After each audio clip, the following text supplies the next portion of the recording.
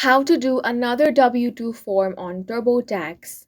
Hi guys, welcome to our channel. Let's begin. If you worked multiple jobs and have more than one W-2, you need to enter each separately in TurboTax. For that, you want to log into TurboTax online and then click on the continue option on your tax return. Then go to federal. Now select wages and income. Then click on start next to job W-2. Now enter your first W-2 manually, or you can also import it.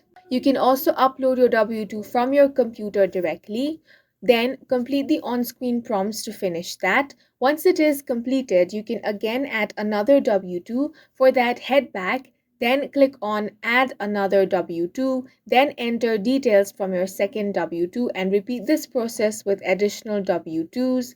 Double check that all W-2s are entered correctly. TurboTax will combine your incomes and calculate your taxes accurately. Then you can e-file your return for the fastest processing. And that's it for this video. If you found it helpful, please make sure to hit the like button and subscribe for more videos like this.